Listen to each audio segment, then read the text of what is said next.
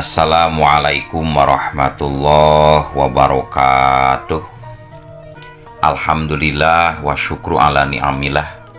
Urang ayeuna masih keneh tiasa ditepang dangukeun deui dina acara anu matuh kamemet urang sadayana, nyatana dina pagelaran dongeng Sunda jejer carita Ki Ruminta. Atuh sumangga kanu teu acan subscribe geura subscribe heula, ngarah langkung pogot sareng langkung sumangat deui ka si mamangna dina enggoning medar ieu dongengna. Atuh ngarah teu nyangkolong tingkana waktos sumangga ayeuna mah urang lajengkeun deui. Mane geus wani nyieun kaributan jeung dewek tiluan. Ayeuna rasakeun ieu akibatna deuleu. Ciat. Sarta saterusna tiluanana pating joelat deui nibankeun panarajang anu leuwih cepet dina gerakanana. Singut blesak-blesak. Jarum racun tina itu wesi sasiku mimiti pating sariut bijil jadi ancaman pikeun si Karijut panon hiji. Tapi si Karijut panon hiji tetela mibanda kahebatan ilmu silat anu lain bantrak-bantrakeun. Awakna dilapis ku ajian weduk banyu. Siut hus-hus plos-plos. Jarum-jarum racun antal harita teh kana kulit si Karijut panon hiji, tapi beterus molos jika anu nembus kana kalangkang bae. Ajian weduk banyu. Juminten jeung anu sejena pada ngaranjuk kaget sabab musuh tetela mibanda ajian weduk banyu jarum-jarum teu nyetu ngadon ngareplos. Jeung acan oge leungit tina rasa kakagetna, si Karijut panon hiji tembong ngalakukeun panarajang balesan. Tiluanana gancang ngimbangan eta panarajang. Jeung nya oge tilu lawan hiji, tapi tetep maranehna anu kadeseh ku si Karijut panon hiji. Malah saterusna mah juminten jeung anu sejena pating galero deui. Sabuk deus. Aduh. Bangkieung, dalik deug.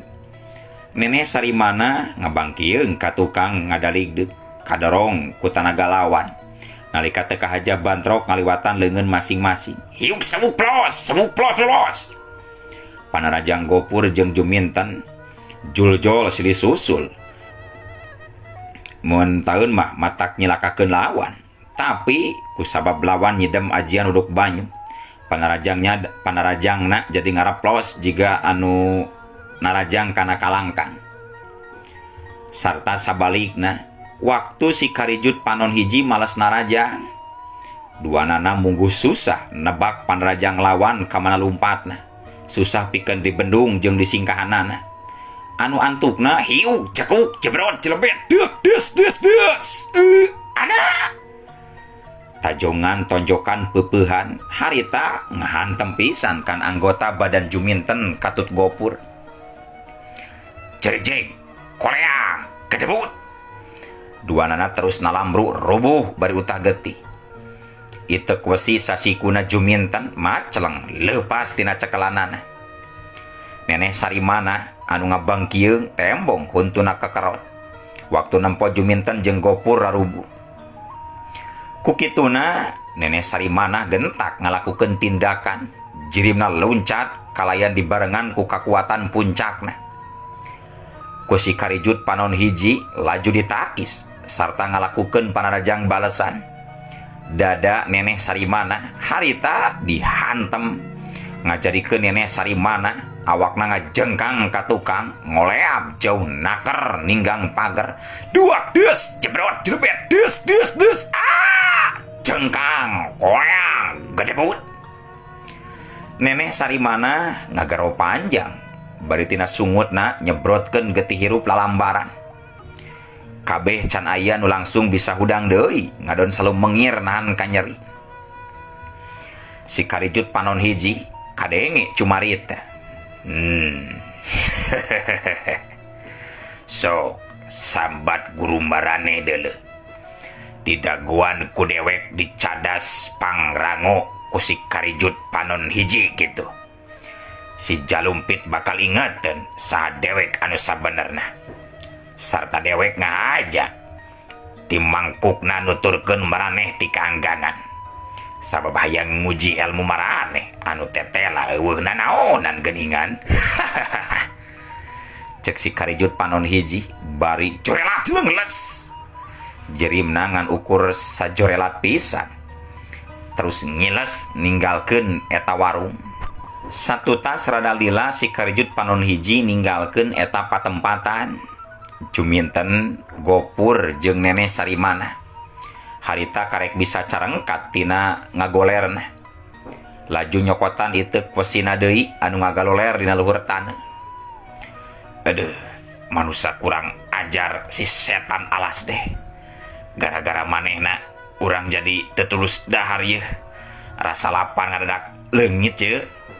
Cek Gopur bari anggar kekerot, tandaning amarahna masih kene can lemper. Teu kudu dipake hanjelu Gopur. Urang teruskeun lumampah we ayeuna mah. Ngarah buru-buru bisa nepi ka tempat anu dituju. Cek Juminten nembalan tandes. Nya hayu atuh ce. Gopur oge ngahayukeun. Sedengkeun Neneh Sarimana keur ngareret ka tukang. Sabab nempo saliwat aya nu leumpang nyampeurkeun jalma duaan. Horeng eta teh Sarkawi jeung Babah Tunga anu harita langsung cumarita. Hanya tungguin atuh, jangan dulu pigi eta. Oe rek menta ganti eta. Meja oe makanan warung oe alancur, tolonglah gantiin hayya. Cek Babah Tungka bari nepakan tarang lantaran bingung embung rugi warungna acak-acakan akibat ku anu talarung tadi.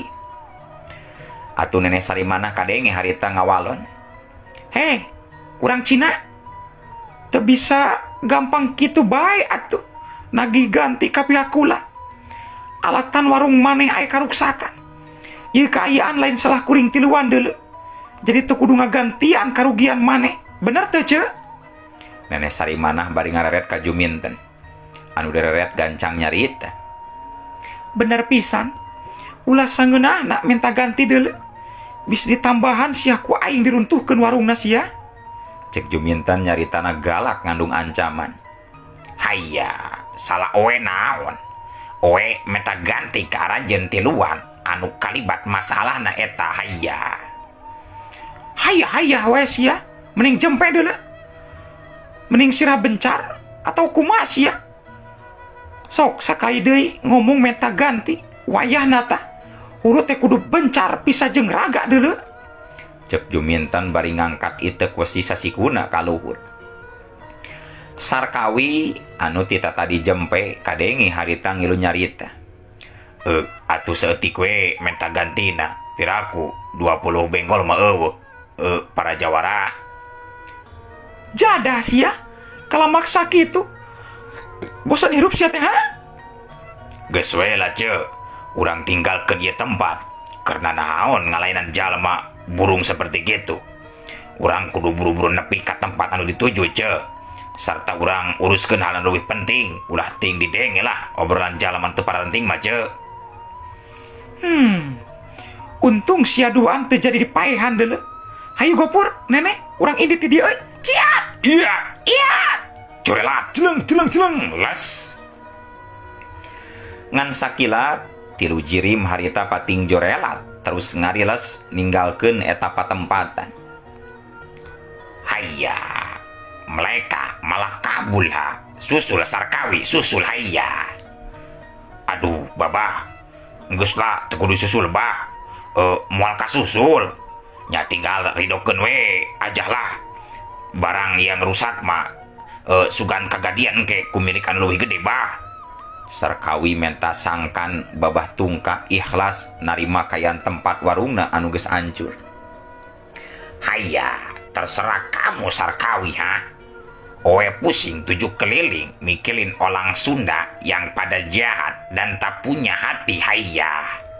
Babah Tungka bari ngaleos nyarita kituna teh. Sarkawi tembong gogodek bari gancang meresan tempat anu acak-acakan teh urut tempat taruh. Cag urang tinggalkeun kayan di eta tempat. Ayeuna caturkeun Gopur Juminten katut Neneh Sarimana. tiluanana kebat lumampah bari galecok ngarobrol. Moal gitu si pejak panon hiji teh musuna nini guru je. Jadi tunda talatah ka urang geningan pikeun bisa tepungna antara manehna jeung nini guru di tempat naon cenah tadi teh ce bet poho deui ya kuring mah ce. Di Cadas Pangrango?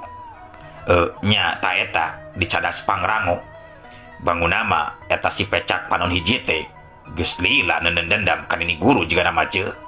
Terus we nemongkeun diri bari nangtang ijen ka nini guru. Jiga nama memang kitu pisan. Pikiran ece oge sarua. Si pecak panon hiji pasti aya dendam ka nini guru. Matak nangtang oge patepung di hiji tempat. Tangtu bakal diajak ijen ku manehna. Jika nam bener aya dendam. Bari urang tiluan oge can apal di mana deui eta Cadas Pangrango teh tempatna ce.